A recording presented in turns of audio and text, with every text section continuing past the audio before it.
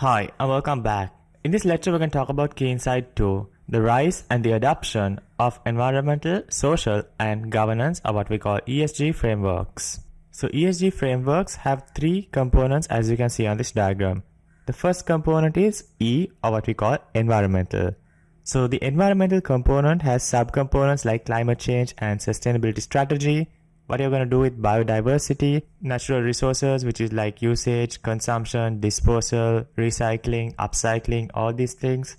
Then we have things like pollution and waste management. So how exactly are you going to address the pollution challenges and how are you going to dispose your waste and things like that fall into this environmental category. Then we have the social category, which is S. So that is looking into components like universal human rights. So are you treating your labor force right? Are you treating your suppliers right? And things like that. Then we have things like human capital development. Are you nurturing and growing your employees? Then you have things like occupational safety. So how safe is your workplace and work environment? Are the international standards met? And what is the compensation that the workers get in case some kind of accident happens and that sort of a thing. Then we have things like child labor. So how exactly are you going to deal with child labor? Is there a complete no-no in the entire value chain? Or do you have suppliers who work with children for labor as well? Then we move on to the final component, which is G. So governance is basically focusing on things like the diversity of the board, whether you get people from different ethnicities and things like that.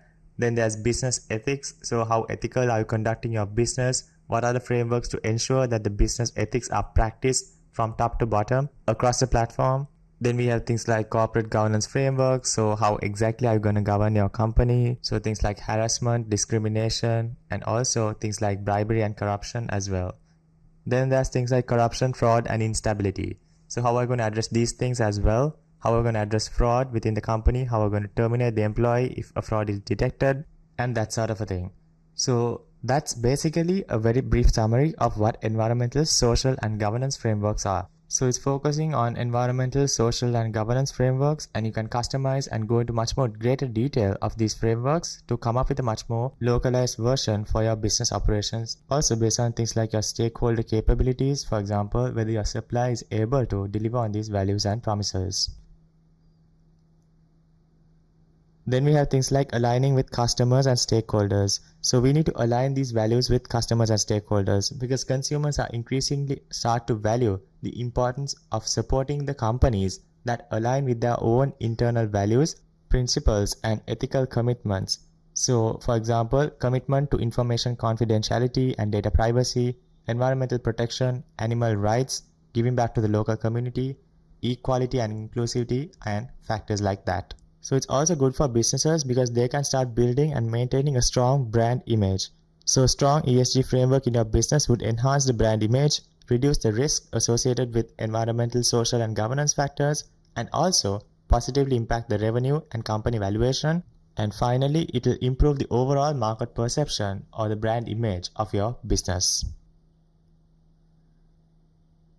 Although ESGs are a good guideline for formulating our sustainability strategy and transitioning towards a circular economy and much more sustainable and greener economy, there are several drawbacks as well. The first is when you excessively focus on ESG ratings, so it's just basically ticking boxes in ESG frameworks to improve the company's rating and perception rather than developing a strategy that is customized to the company's unique value proposition and exposure to risk. So rather than just checking boxes in ESG frameworks, companies need to start thinking about how they can formulate strategies which are localized to their own internal operations, their collaborators, their partners, their suppliers, their raw materials, their customers, and their entire industry and business processes. So this will help them better understand their unique value proposition, or basically answer to the question why they exist and deliver great services and products to customers, while also understanding the environmental, social, and governance risks that their business is facing as well.